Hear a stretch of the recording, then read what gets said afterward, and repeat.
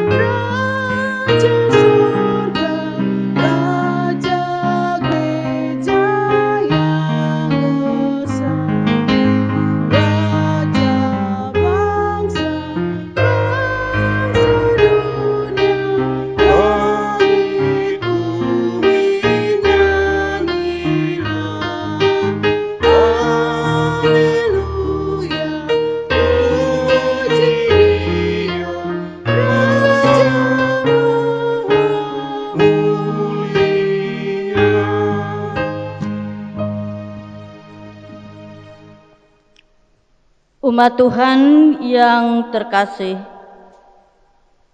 rendahkanlah hatimu dalam kemuliaan Allah yang melayakkan kita beribadah kepadanya. Dialah satu-satunya Allah, pencipta langit dan bumi, yang berkenan menyatakan diri dalam nama Yesus Kristus, pemilik pelayanan gerejanya, dan yang menguduskan kita dalam kuasa Roh Kudus. Salam damai sejahtera Kristus menyertai saudara-saudariku sekalian. Dan menyertaimu juga. Amin.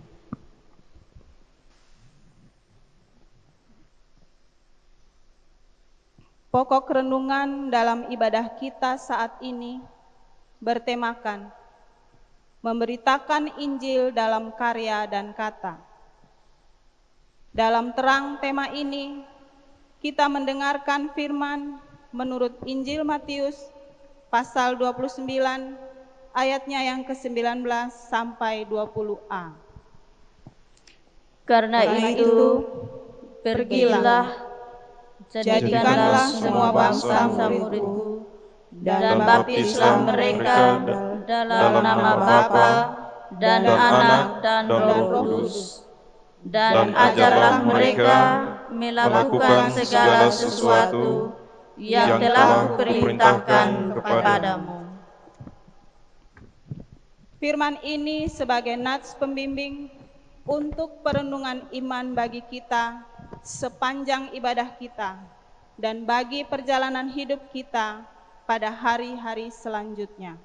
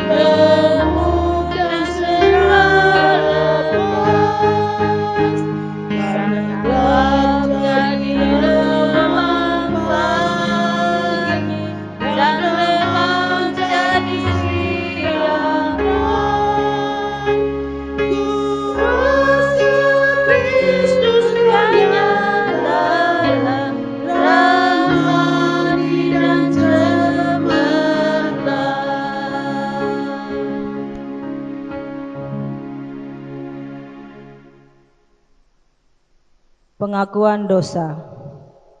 Saudaraku sekalian, marilah kita menghampiri tahta kekudusan Tuhan untuk memohon rahmat dan pengampunan dosa kepadanya dan kekuatan iman untuk dapat mengampuni semua orang yang bersalah kepada kita juga. Marilah kita berdoa. Bapa yang kami kasihi, yang selalu senantiasa di dalam kehidupan kami, saat ini kami datang kepadamu. Kami memohon Engkau mengampuni segala dosa dan pelanggaran kami yang kami lakukan di sepanjang kehidupan kami. Kiranya Tuhan, segala pelanggaran-pelanggaran kami, janganlah Engkau memperhitungkannya. Kami serahkan semua beban permohonan kami ini. Di dalam nama Tuhan Yesus Kristus kami berdoa. Amin.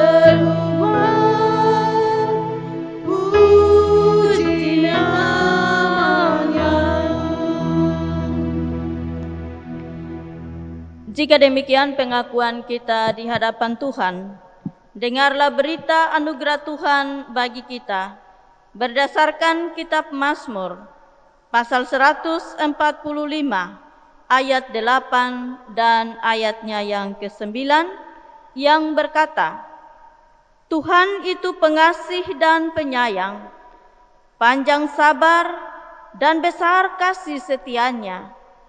Tuhan itu baik kepada semua orang dan penuh rahmat terhadap segala yang dijadikannya. Demikianlah berita anugerah Allah.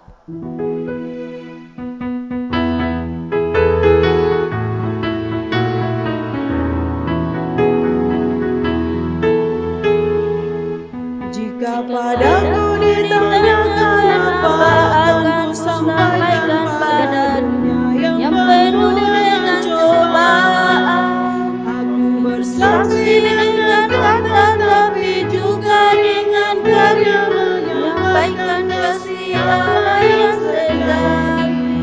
Tak tersedia bagi kita pengampunan dan anugerah keselamatan dalam Kristus Putranya. Kerajaan Allah penuh dunia, itu berita bagi isi dunia.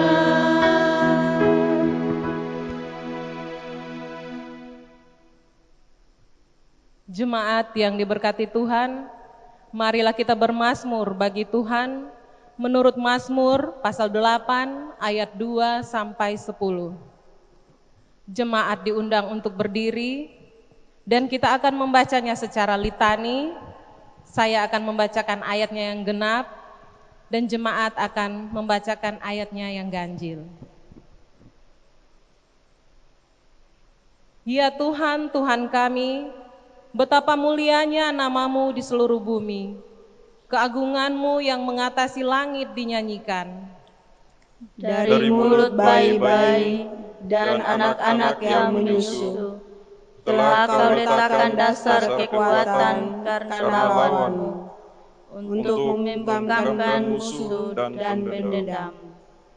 Jika aku melihat langit-Mu, buatan jari-Mu, bulan dan bintang-bintang yang Kau tempatkan, apakah manusia sehingga Engkau mengingatnya? Apakah anak manusia sehingga Engkau mengindahkannya? namun Engkau telah membuatnya hampir sama seperti Allah dan telah memahkotainya dengan kemuliaan dan hormat. Engkau membuat dia berkuasa atas kekuatan tangan-Mu.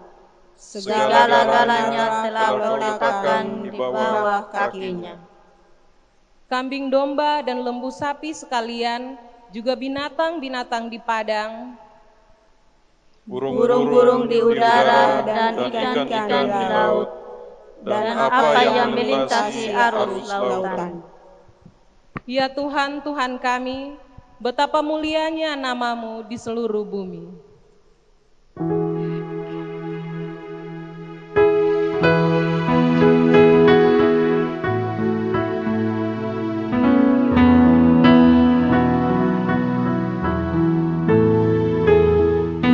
Setia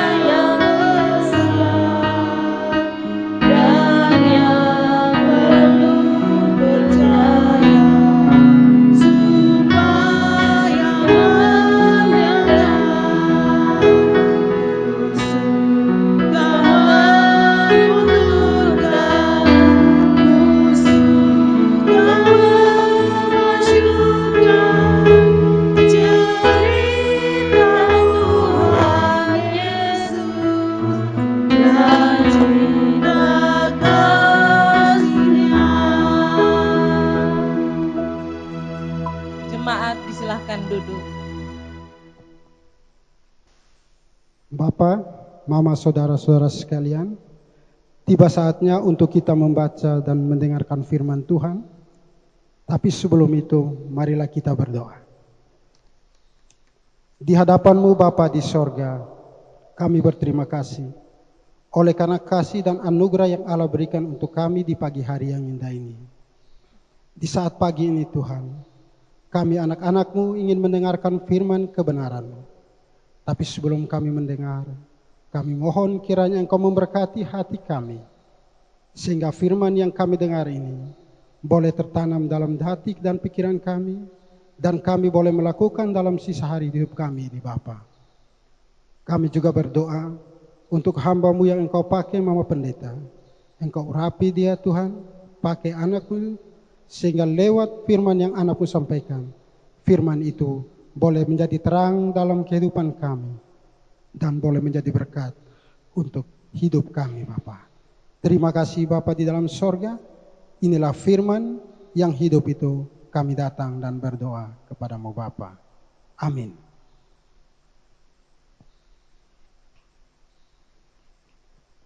Firman yang menuntun kita di pagi ini terambil dari Matius 28 ayat yang ke-16 sampai dengan ayat yang ke-20. Demikian bunyi firman Tuhan. Perintah untuk memberitakan Injil. Dan ke-11 murid itu berangkat ke Galilea, ke suatu bukit yang telah ditunjukkan Yesus kepada mereka. Ketika mereka melihat dia, mereka menyembahnya. Tetapi beberapa orang ragu-ragu. Yesus mendekati mereka dan berkata, Kepadaku telah diberikan segala kuasa di sorga dan di bumi. Karena itu, pergilah, jadikanlah semua bangsaku. Saya ulangi. Karena itu pergilah, jadikanlah semua bangsa muridku, dan baptislah mereka dalam nama Bapa dan Anak dan Roh Kudus. Dan ajarlah mereka melakukan segala sesuatu yang kuperintahkan kepadamu. Dan ketahuilah, aku menyertai kamu senantiasa sampai akhir zaman. Demikian firman Tuhan. Berbahagialah setiap orang yang mendengarkan firman Tuhan dan yang hidup menurut firman-Nya tiap-tiap hari.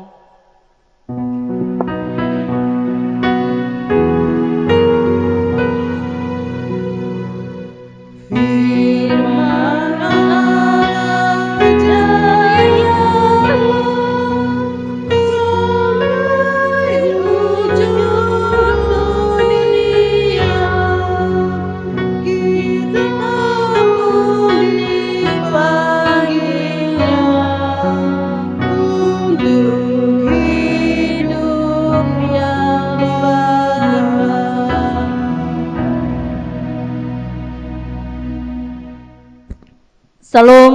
Salam. Saya ingin menyapa kita semua yang berkumpul untuk beribadah bersama-sama hari ini di sini sebagai sesama murid dari Tuhan kita Yesus Kristus. Sesama murid yang saya kasihi, kita semua dipanggil dan diutus ke dalam dunia ini. Karena itu, saya ingin menyampaikan salam semangat dan salam sehat buat kita semua. Ada orang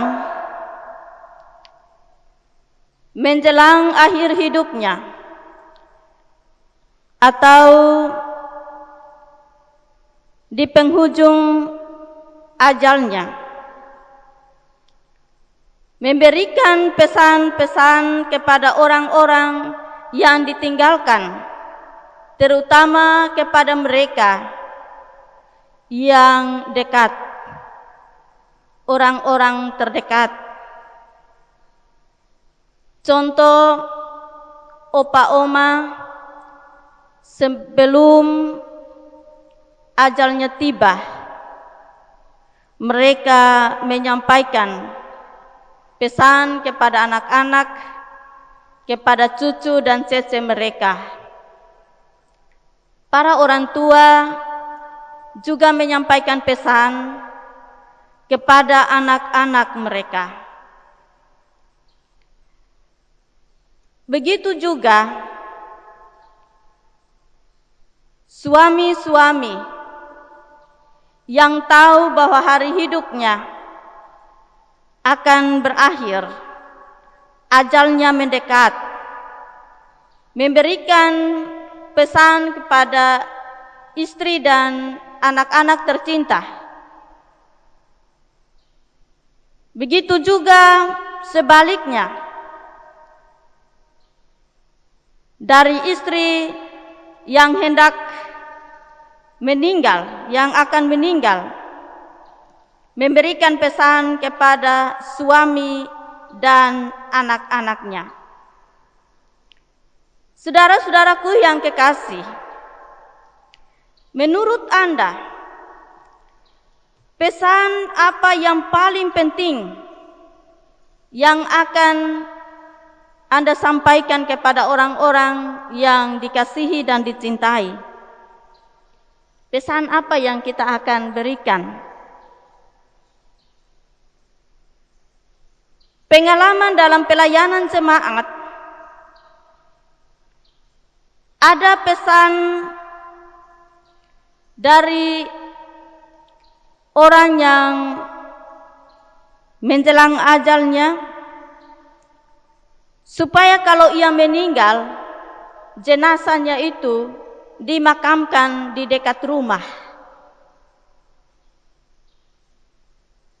Ada juga orang yang ada di perantauan, ketika tahu bahwa hari kematiannya sudah dekat, ia memberikan pesan supaya nanti kalau ia mati, jenazahnya dibawa kembali ke daerah asal.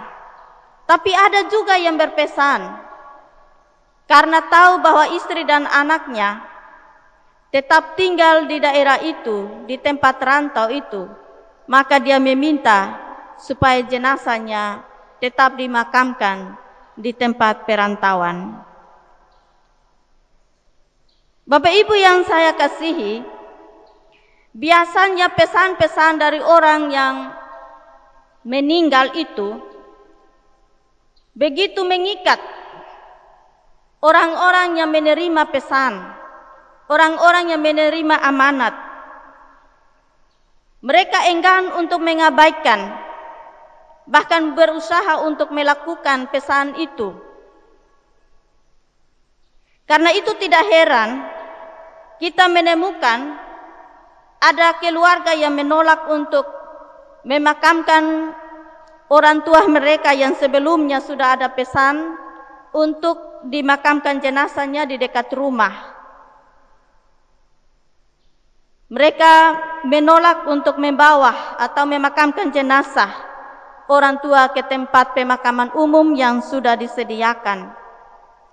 Bahkan juga ada istri sebelum meninggal berpesan kepada suami agar memperistri kakak atau adiknya demi anak-anak mereka. Begitupun sebaliknya. Ada juga yang berpesan supaya jangan menikah lagi. Nah, ini yang ironis, kalau pesan yang diberikan dengan pilihan dari orang yang menerima pesan itu berbeda. Jadi kayaknya pasangan-pasangan harus diskusi sejak dini, supaya sebelum hal itu datang atau terjadi, nanti yang dipesankan itu memang sudah sepakat begitu, apakah menikah lagi atau tidak. Ya. Ada seorang bapak cerita ke saya bahwa sebelum istrinya meninggal, ia meminta izin kepada istrinya untuk menikah lagi, dan dia berjanji untuk mencari pengganti yang sama seperti istrinya, yang seorang penyayang, penuh perhatian, dan bahkan juga dia mencari istri atau pengganti yang nama sama seperti istrinya. Ini siap-siap bagi yang masih bujang, yang nama sama. Yang nama sama itu nanti jadi sasaran ya. Bapak Ibu yang saya kasihi, kita kembali kepada bacaan kita. Bagian bacaan hari ini dikenal sebagai sebuah pesan yang agung, amanat agung dari Yesus kepada para murid yang akan ditinggalkannya. Jadi ucapan Yesus dalam bagian nas ini adalah di akhir pelayanannya di dunia, dan tentulah pesan ini sangat penting. Dia bisa memilih untuk menyampaikan atau memberikan pesan yang lain, tetapi ia memilih untuk memberikan amanat sebagaimana bacaan kita pada ayatnya yang ke-16 sampai dengan ayat yang ke-20, khususnya ayat 19 sampai ayat yang ke-20.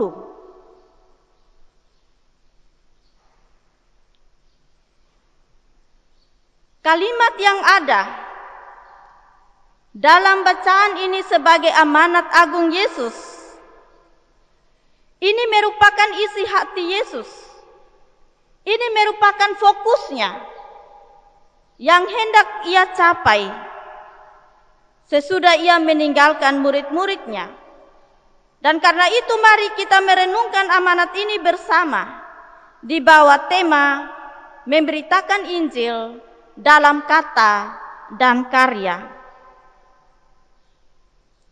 Bapak Ibu yang saya kasihi, dari isi hati Yesus yang dipesankan kepada para murid untuk memberitakan Injil, pada bagian ini saya memilih dua hal pokok renungan untuk kita hayati bersama.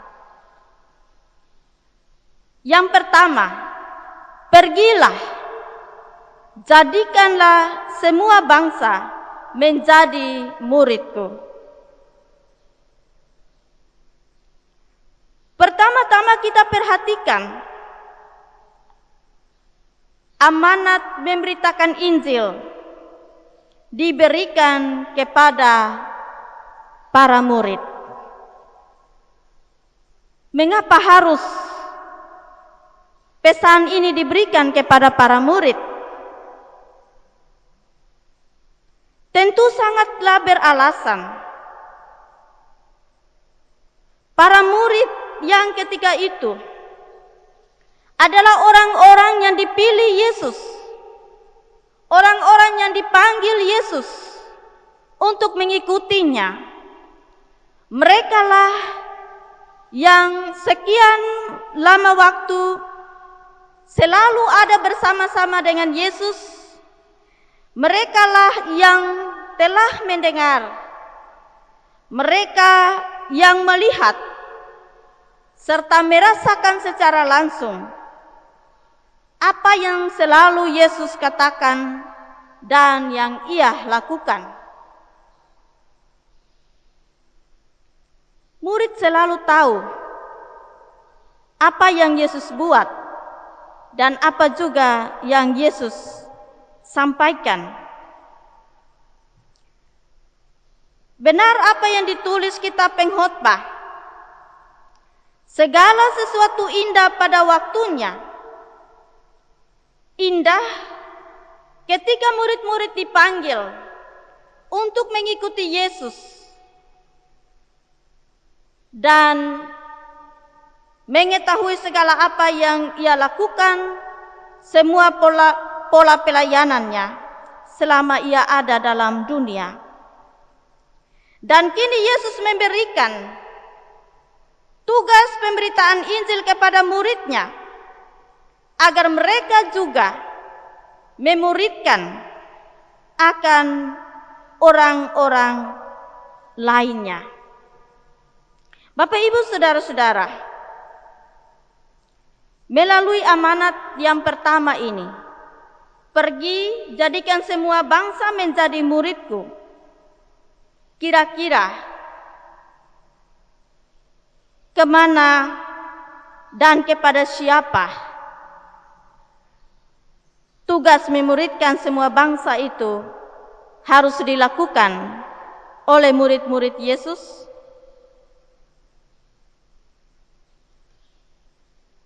Banyak kali amanat ini oleh sekelompok orang, oleh sebagian orang melakukan penginjilan kemana-mana, ke segala benua, dan juga upaya kristenisasi. Supaya apa? Supaya memenuhi amanat, pergilah, jadikanlah semua bangsa menjadi muridku. Kekasih-kekasih Tuhan,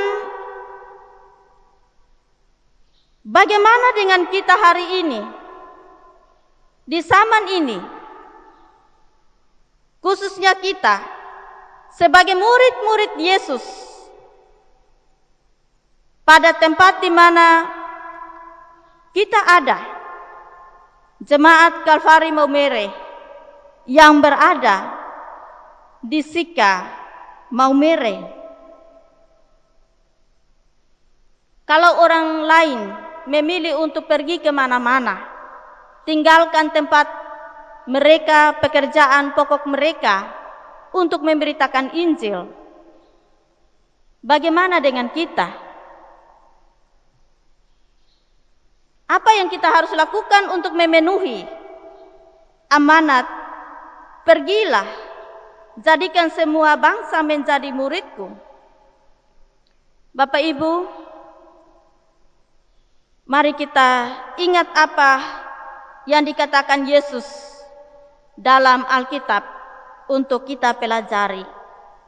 Kita ingat sebelum Paskah, memang nampak bahwa Yesus mengutus para murid-Nya ke lingkungan orang Israel. Hanya kepada orang Israel saja murid-murid diutus untuk memberitakan Injil. Tetapi sesudah Paskah, sesuai bacaan kita hari ini, justru Yesus mengutus para murid kepada seluruh bangsa. Ini menunjukkan bahwa pemahaman tentang Yesus dan kerajaannya, tentang pemberitaan Injil Yesus Kristus, itu tidak terbatas pada bangsa Israel, tetapi kepada seluruh bangsa. Kalau begitu, apakah kita harus tinggalkan tempat kita di mana kita ada? Apakah kita harus pergi untuk menjangkau semua tempat untuk memenuhi akan amanat ini? Kalau ini amanat penting dan mengikat kita.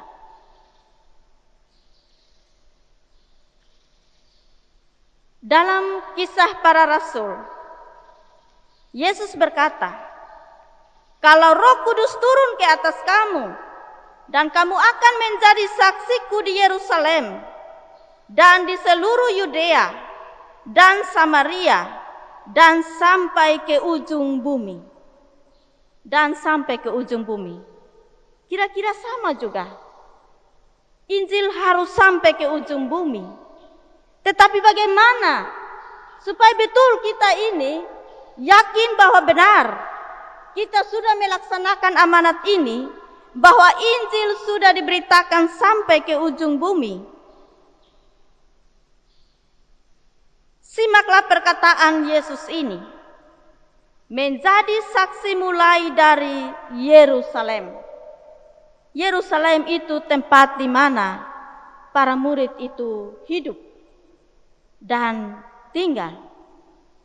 Di situ Yesus menyuruh mereka untuk tinggal di situ sampai Roh Kudus turun ke atas mereka.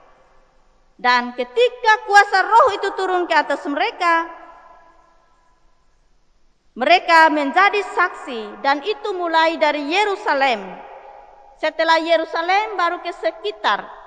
Setelah ke sekitar baru mulai keluar lagi sampai ke ujung bumi.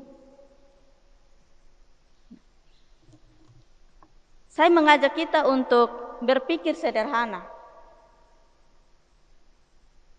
Kan Injil diberitakan mulai dari Yerusalem. Berarti kita pastikan bahwa Injil itu diberitakan mulai dari tempat di mana kita ada. Kalau kita sudah memulai Injil itu dari dalam diri kita, dari dalam keluarga kita, maka Injil itu pasti akan dapat sampai kemana saja kalau betul kita sungguh-sungguh melakukan pemberitaan Injil itu dengan sungguh-sungguh.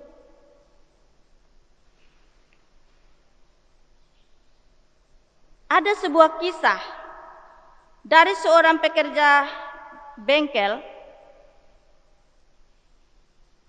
yang ketika menerima pelanggan, dia bertanya, "Siapa namamu?" Dan pada saat dia tahu nama pelanggannya, dia bilang, "Oh, kenal orang tua ini." Ternyata orang tua yang dia sebut itu adalah opa dari pelanggannya. Dia mulai bercerita tentang semua perbuatan dari opa itu kepadanya. Semua hal baik yang dia lakukan. Juga kata-kata yang lembut yang selalu membuatnya merasa kuat kalau opa itu datang ke tempat bengkelnya. Dia cerita. Lalu ini pelanggan ini jadi begitu bingung. Kenapa? Karena bengkel itu ada di daerah lain. Dia datang dari tempat lain yang sangat jauh. Tapi kenapa sampai orang ini bisa bersaksi tentang orang tuanya, kebaikan-kebaikannya yang sungguh memberkati akan orang yang bekerja di bengkel ini? Bapak Ibu yang saya kasihi, apa yang kita bisa belajar dari kisah ini?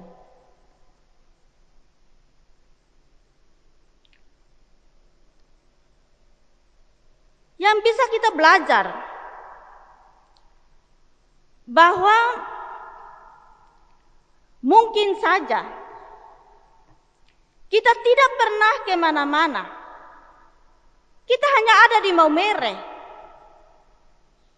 Tetapi tanpa kita sangka bahwa perbuatan baik yang kita lakukan, sesuatu yang kita katakan itu menguatkan orang, memulihkan keadaan orang, sesuatu yang kita lakukan kepada orang lain, kemudian hal itu disampaikan dari mulut ke mulut. Apalagi dengan teknologi kita sekarang ini, di mana orang sedikit-sedikit viralkan, ya, bisa saja kita tidak sampai ke Eropa, tetapi kebaikan hari ini di Maumere, pada saat dilakukan dan orang viralkan, satu dunia bisa tahu kebaikan Injil itu sedang diberitakan. Percayakah Bapak Ibu bahwa penginjilan itu ternyata kadang kita hanya ada di satu tempat, tetapi Injil itu bisa gaungnya itu sampai kemana-mana. Akhirnya hal yang baik itu menjadi berkat juga bagi orang-orang lain yang tidak pernah kita kenal, yang tidak pernah kita ketemu muka dengan muka. Ini dampak besar atau tidak Bapak Ibu? Punya dampak besar. Benih Injil yang ditaburkan. Yesus bilang walaupun hanya biji sesawi, tapi dia bisa menghasilkan hal yang besar, perkara yang besar. Kalau yang kita lakukan itu hal yang baik, maka itu bisa menjangkau banyak orang tanpa harus kita sendiri yang memberikan kesaksian itu, tanpa kita harus pergi kemana-mana. Nah, saya kembali. Injil diberitakan dari Yerusalem. Kalau kita andaikan Yerusalem itu adalah keluarga kecil kita, dan kita tanamkan Injil itu di dalam diri anggota-anggota keluarga kita, lalu Injil itu berbuah, menghasilkan buah. Coba kita bayangkan, buah itu akan dinikmati. Berapa banyak anggota keluarga kita yang sudah bisa menghasilkan buah? Kita akan terpencar kemana-mana. Dan di mana kita ada, buah-buah itu akan dinikmati oleh banyak orang. Saya pikir ini cukup sederhana dulu, kita harus yakin bahwa kita sedang ada dalam proses ini, pemberitaan Injil ini. Kita tidak merendahkan pemberitaan Injil dalam keluarga. Kita tidak merendahkan pemberitaan Injil yang kita lakukan, baik lewat kata-kata maupun perbuatan yang kita lakukan di kalangan kita sendiri. Tetapi itu gaungnya bisa menjangkau banyak tempat dan banyak orang yang ada di mana-mana. Bapak Ibu, dengan kondisi kita sekarang ini, pandemi virus corona dan ibadah mulai dialihkan ke rumah-rumah, sampai hari ini masih banyak perdebatan. Masih banyak sekali perdebatan soal keimamatan orang percaya, soal jabatan presbiterial dan seterusnya. Tetapi saya mau bilang, kalau kita perhatikan apa yang Yesus katakan, menjadi saksi mulai dari Yerusalem, berarti hal yang paling pertama yang diperkuat adalah keluarga. Pemberitaan Injil itu diperkuat di tengah-tengah kehidupan keluarga. Dan masa ini adalah masa di mana Injil itu benar-benar kita bertekun dalam keluarga. Kita belajar tentang Injil Kristus, dan saya sangat yakin bahwa dampak dari ibadah di rumah ini punya dampak besar kalau orang sungguh-sungguh melaksanakan ibadah dalam rumah tangganya.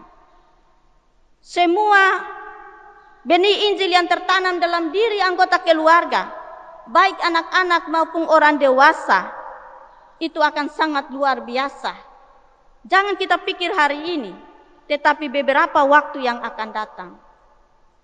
Beberapa waktu akan datang kita akan tahu ternyata kondisi ini memberikan dampak yang sangat besar bagi pemberitaan Injil. Saya kira kita semua punya kesaksian ketika kita melakukan ibadah di rumah. Bagaimana anak-anak itu bertumbuh. Dalam doa bersama, dia juga sekarang tidak hanya doa untuk diri, tapi dia juga berdoa bagi banyak orang lain. Kami di rumah, keluarga, saya selalu buat jadwal sesuai dengan ibadah itu. Jadwal. Jadi masing-masing harus memimpin selain ibadah harian keluarga. Doa puasa itu dibagi. Jam ini berdoa, jam ini berdoa. Jadi semua bisa merasa bagian dari sesama semua yang ada di luar sana untuk turut merasakan akan beban penderitaan yang dialami. Hal yang kedua, Bapak Ibu,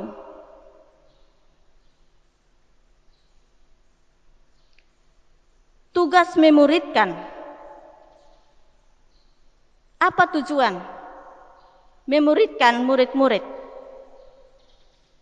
Memuridkan orang lain untuk menjadi murid. Di sini ada Bapak Ibu guru juga ya. Waktu mengajar anak-anak di sekolah, tujuan apa yang ingin dicapai untuk anak?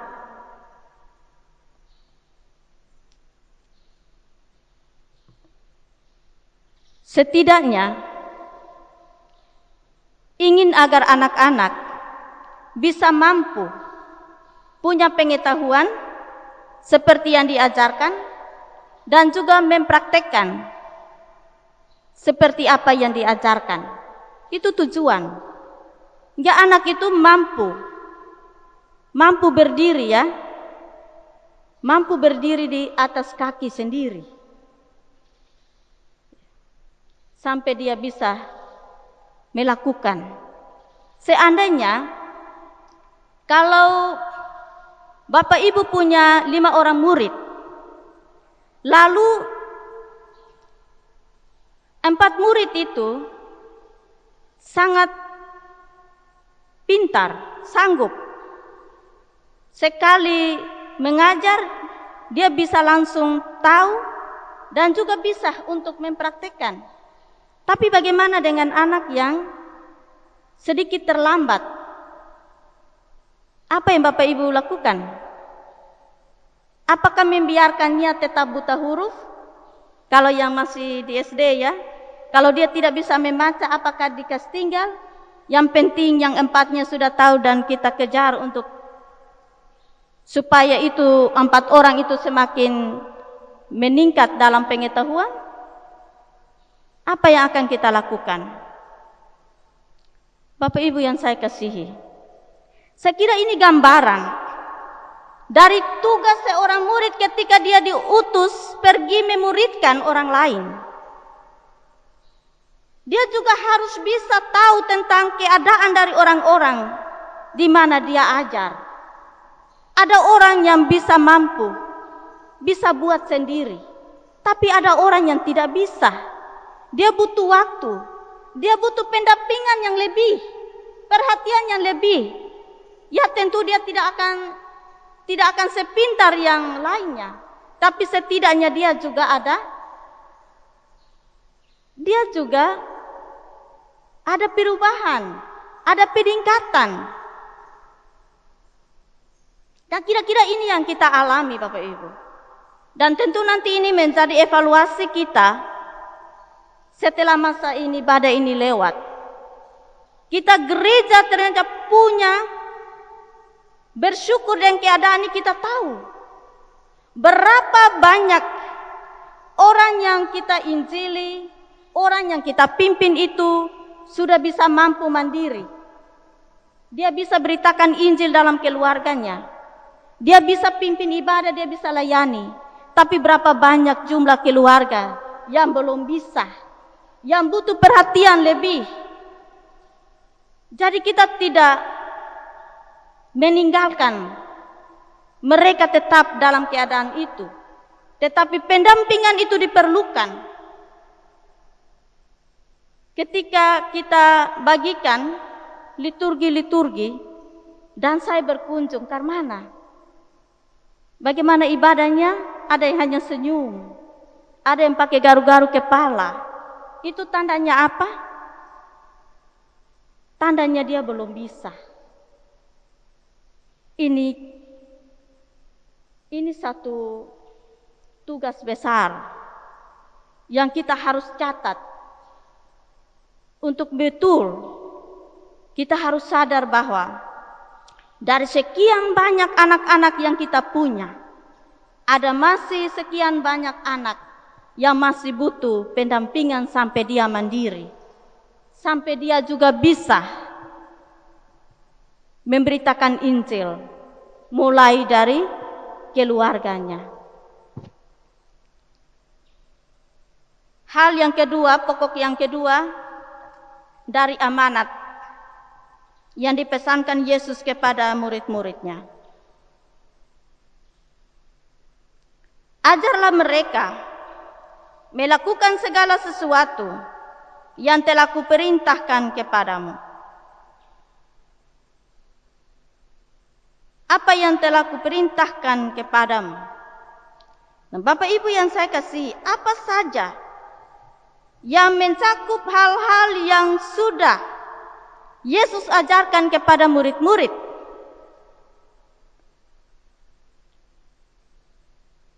Kita ingat yang pertama, khotbah di bukit. Injil Matius 5 sampai 7 ayat 29. Khotbah di bukit hendaknya dilihat sebagai dasar hidup bagi para murid, termasuk kita murid di zaman hari ini, dalam pergaulan kita dengan orang lain di dunia ini. Dalam khotbah di bukit ini, misalnya kita temui ada ucapan-ucapan bahagia, di mana ukuran kebahagiaan bukan seperti pada umumnya kita tahu. Selain ucapan bahagia, kita juga temui ada nasihat tentang kehidupan kita di dunia sebagai terang dan garam yang membawa pengaruh positif, mendatangkan berkat bagi dunia. Ada juga nasihat tentang ibadat sejati, ada juga ajaran tentang mengasihi musuh, dan seterusnya. Kita juga bisa lihat dari ajaran Yesus di Matius 22, yaitu ringkasan Taurat, yakni hukum kasih. Hukum cinta kasih ini tentu kita semua sudah hafal. Semoga ya kita anggota SIDI ya, yang sudah anggota SIDI terutama. Nah, kasih terhadap Tuhan mesti disertai kasih terhadap sesama. Dan yang ketiga itu mengenai pengadilan terakhir, di mana ukuran yang dipakai untuk mengadili adalah apa yang sudah kita buat atau tidak buat terhadap mereka yang kecil, miskin dan tersisih dalam dunia ini. Perikop ini terkenal menyangkut perhatian dan pertolongan kepada mereka yang tidak berdaya, mereka yang haus, yang tidak punya tumpangan. Jika selama hidup kita di dunia ini kita tidak memperhatikan ajaran Yesus ini, kita tidak melakukan hal-hal seperti yang dikatakan dalam bagian Injil Matius 25 ini, berarti kita tidak memperhatikan Yesus. Karena Yesus menyampaikan dirinya dengan semua mereka yang kecil, yang tersisih dalam masyarakat kita. Jadi kalau begitu, kita mendapat gambaran bahwa sesungguhnya isi amanat Yesus ini sangatlah luas, mencakup semua bangsa di dunia ini. Kita dipanggil untuk menjadi murid Yesus, dan kita diberikan tugas untuk memuridkan dunia ini, menyadarkan semua orang tentang pemerintahan Yesus dan kerajaannya. Kita dipanggil untuk meneruskan apa yang sudah Yesus ajarkan dan perintahkan tentang khotbah di bukit, tentang hukum cinta kasih, dan juga perhatian terhadap semua mereka yang tersisih. Bapak Ibu yang saya kasihi, memberitakan Injil dalam kata dan perbuatan, dalam karya dan kata, sesuai dengan tema kita. Injil tidak hanya menyangkut kata-kata, tetapi juga perbuatan. Injil tidak hanya menyentuh hal-hal yang rohani, tapi juga menyentuh hal-hal yang jasmani. Dan itu sudah terbukti dari pola pelayanan Yesus. Jauh sebelum Dia memberikan pesan ini menjadi pesan yang penting kepada murid-murid untuk memberitakan Injil, Dia sudah keluar masuk kota dan desa untuk memberitakan Injil. Ada waktu di mana Dia duduk dan mengajar, tapi ada waktu di mana Dia pergi dan melayani mereka yang sakit, Dia melayani mereka yang lapar. Ini kata-kata dan perbuatan sejalan. Kalau saya mau gambarkan, memberitakan Injil itu punya dua kaki. Kaki yang satu itu dengan kata-kata, tapi kaki yang satu itu perbuatan. Tanpa satu kaki, pasti akan menjadi pincang pemberitaan Injil yang kita sampaikan dalam dunia ini. Ini yang harus menjadi perhatian kita bersama, dan khususnya bagi gereja, bahwa kalau kita melayani, memberitakan Injil hanya dengan kata-kata, tanpa karya, tanpa perbuatan, maka kita tidak menyentuh kehidupan sesama kita dengan utuh, yaitu rohani dan juga jasmani. Mari kita memberitakan Injil dalam karya dan kata, dengan bentuk-bentuk pelayanan yang menjawab kebutuhan jasmani dan rohani sesama kita.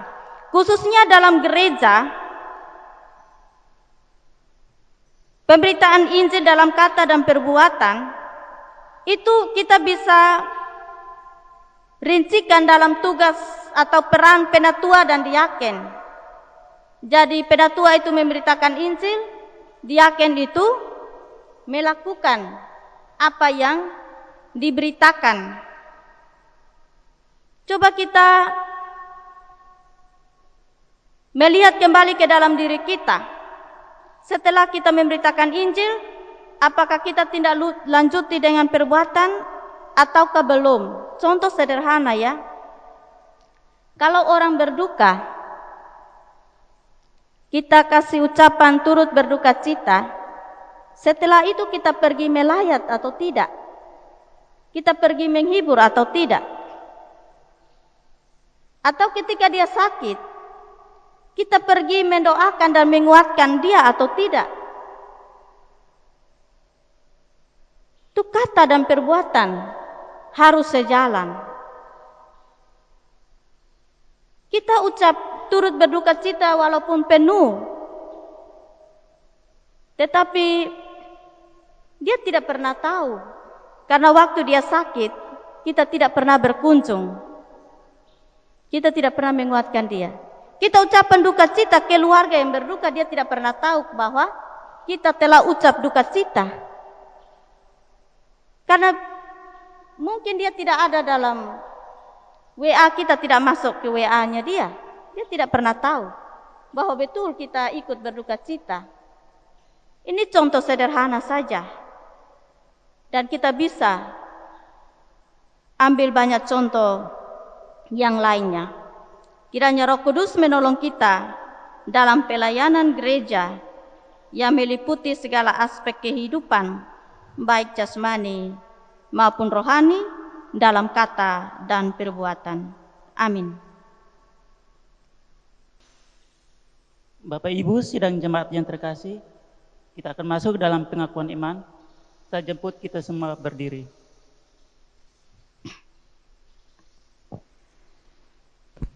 Bersama-sama dengan semua orang Kristen di segala tempat dan segala waktu, marilah kita mengaku iman kita kepada Tuhan dengan berkata, Aku percaya kepada Allah, Bapa yang Maha Kuasa, Khalik langit dan bumi, dan kepada Yesus Kristus, Anak-Nya yang tunggal Tuhan kita, yang dikandung daripada Roh Kudus, lahir dari anak darah Maria, yang menderita di bawah pemerintahan Pontius Pilatus, disalibkan, mati dan dikuburkan, turun ke dalam kerajaan maut.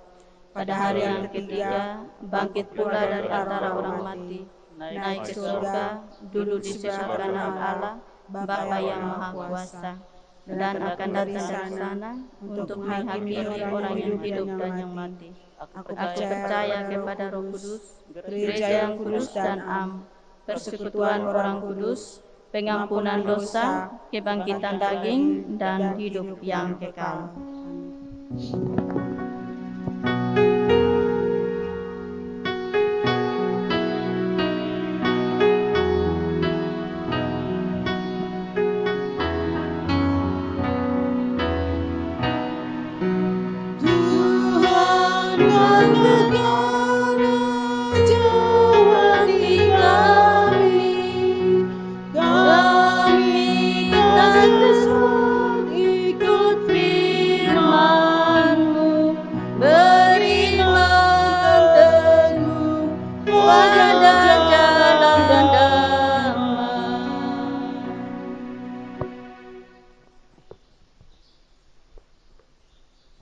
Sebagai jawaban atas anugerah Allah yang kita terima dalam hidup kita, marilah kita memberikan persembahan syukur kita. Sebelum itu, mari kita menghadap Tuhan dalam doa. Kita berdoa. Ya Tuhan yang Maha Murah, kami mohon kepadamu, berkatilah persembahan syukur kami, sebab siapa kami ini yang dapat memberi dengan kesukaan sendiri. Semuanya itu Tuhan punya, dan yang kami berikan ini pun dari tangan Tuhan sendiri. Amin.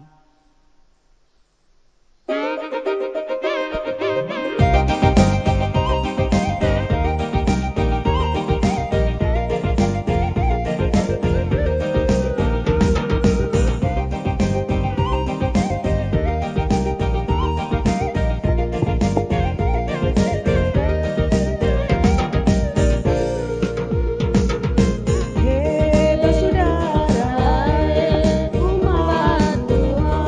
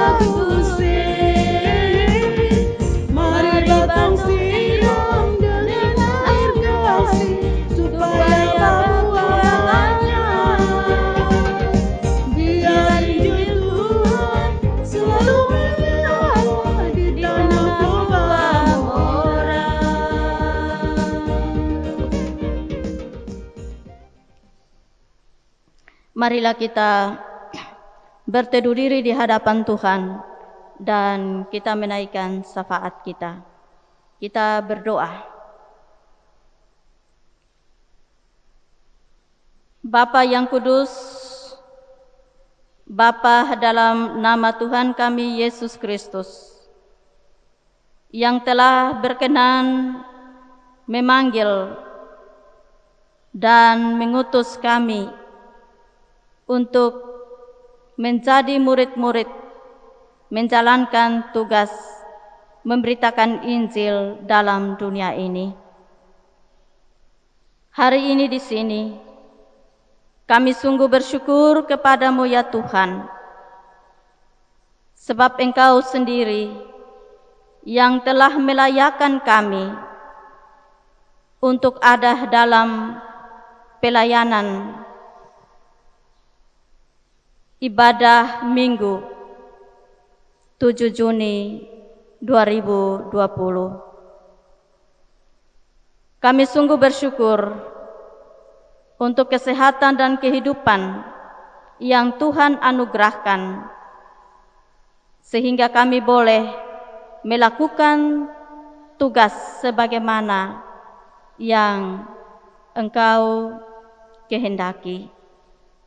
Ya Tuhan, saat ini kami ada bersama-sama dengan semua sesama saudara kami yang adalah murid Kristus di akhir zaman ini, untuk menaikkan pokok-pokok doa kami kepadamu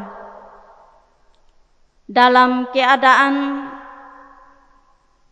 masa pandemi penyebaran virus corona. Kami percaya bahwa Tuhan tidak pernah meninggalkan kami. Tuhan selalu menjagai dan melindungi kami dari segala ancaman mara bahaya. Tuhan jugalah yang memberikan kekuatan dan penghiburan, sehingga kami kuat bertahan dalam keadaan yang semakin sulit ini. Kepadamu ya Tuhan, kami berdoa bagi semua saudara-saudari kami yang terpapar COVID-19, yang sedang dirawat di rumah-rumah sakit dan juga di tempat-tempat yang ditentukan di daerah kami, di Indonesia dan di seluruh dunia. Semua tenaga medis, perawat dokter, dan semua pihak yang sedang berjuang untuk pemulihan kesehatan, kami berdoa dalam nama Yesus, Tuhan yang suka menolong dan menyembuhkan itu, agar Engkau bekerja menjadikan semua anak-anak-Mu yang telah memberi diri mereka untuk merawat orang-orang yang Engkau kasihi, yang karena sakit COVID-19 ataupun berbagai penyakit lainnya. Tuhan juga memberkati akan keluarga-keluarga dari orang-orang sakit, baik di rumah sakit maupun di rumah keluarga masing-masing. Berilah kekuatan dan penghiburan senantiasa, supaya mereka juga terus memberikan sentuhan kasih sayang, berikan pelayanan untuk pemulihan sakit orang-orang yang mereka cintai. Kami juga mohon pertolongan Tuhan agar bekerja bagi semua orang, agar memberikan dukungan positif kepada orang-orang yang sakit dengan tidak melakukan stigma yang negatif, diskriminasi terhadap orang-orang yang sakit, sehingga mereka menjadi lemah karena hal itu.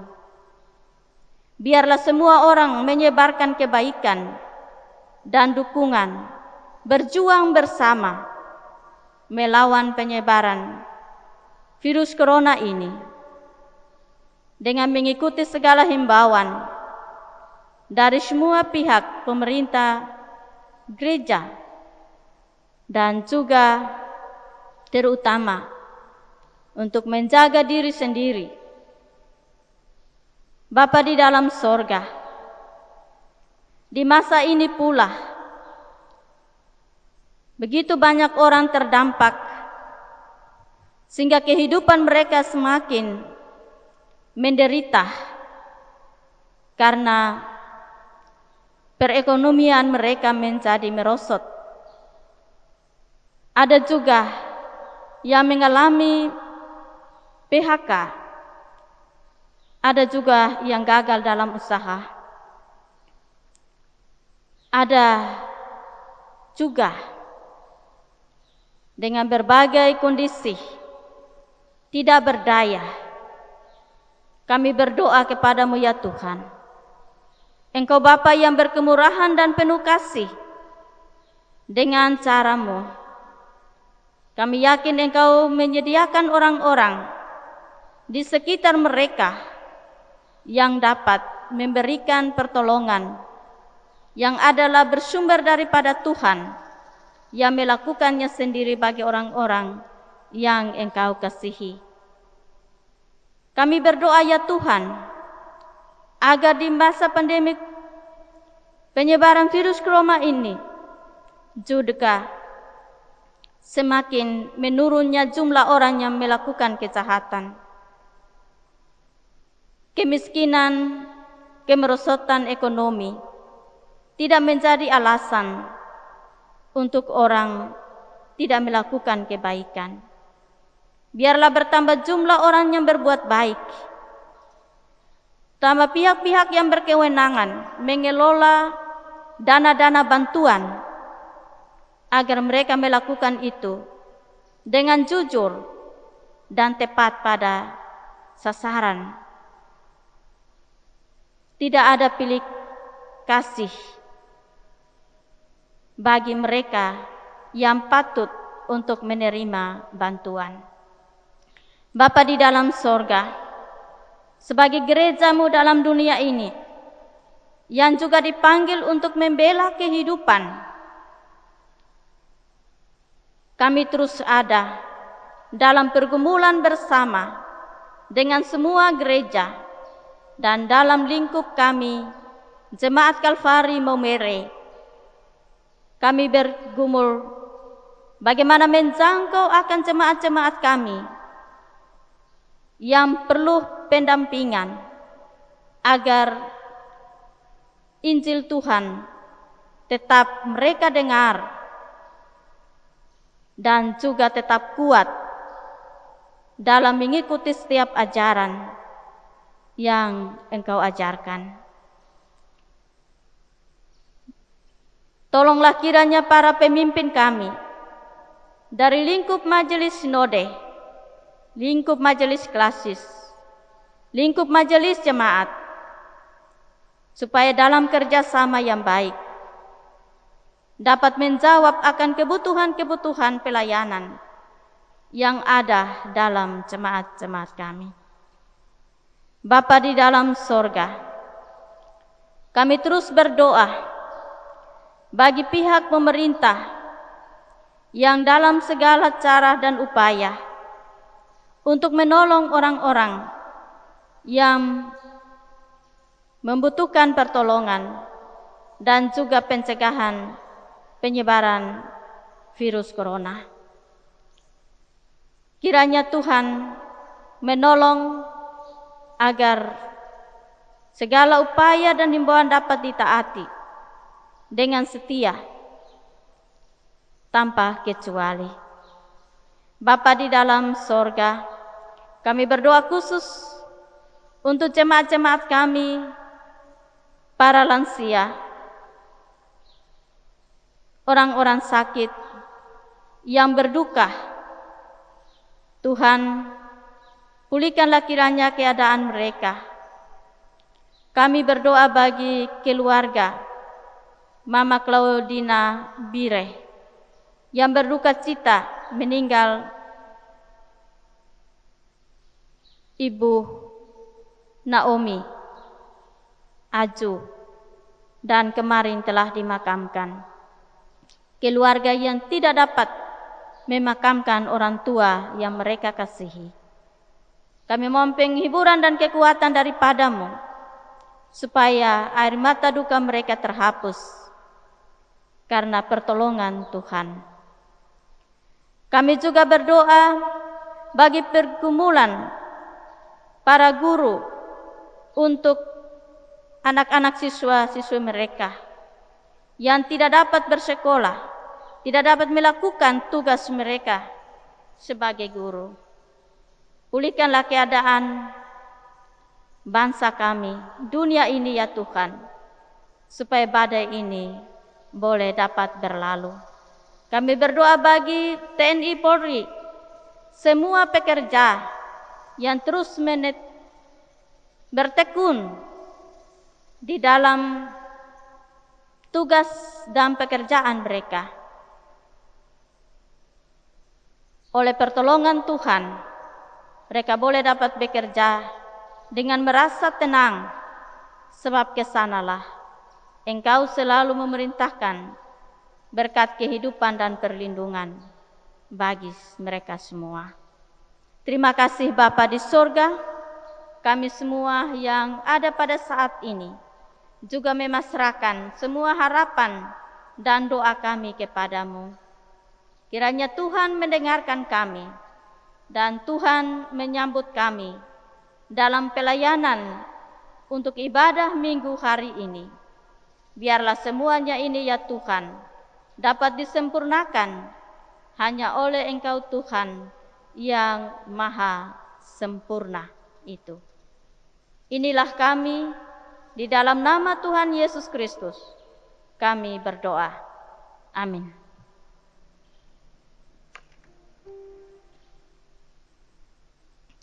Saya jemput Bapak Ibu saudara-saudaraku sekalian berdiri.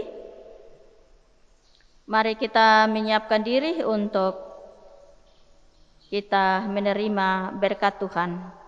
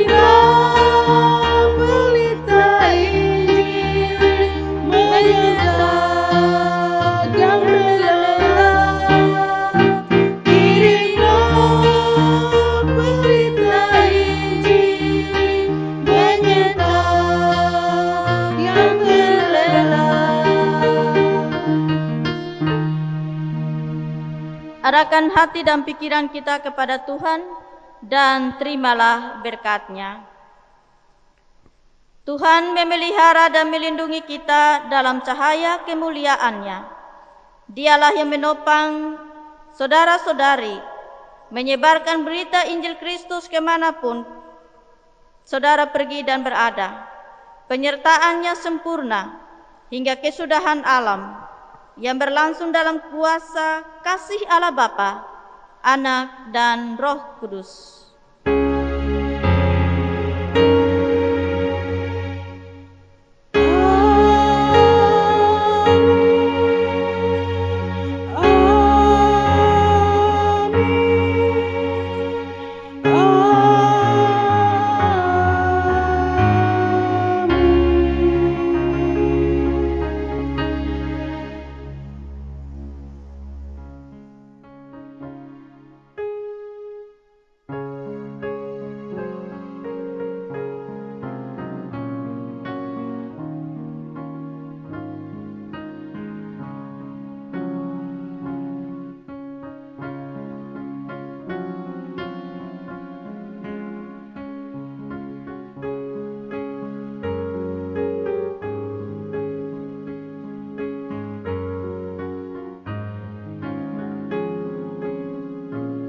Jemaat Gereja Gemit Kalvari Momere, kebaktian kita pada hari ini, Minggu tanggal 7 Juni 2020, dengan tema memberitakan Injil dalam karya dan kata, telah selesai kita laksanakan. Selamat memasuki minggu yang baru. Selamat menjalani kehidupan dengan senantiasa kita membawa Injil bagi sesama. Kiranya Tuhan senantiasa memberkati kita semua. Amin.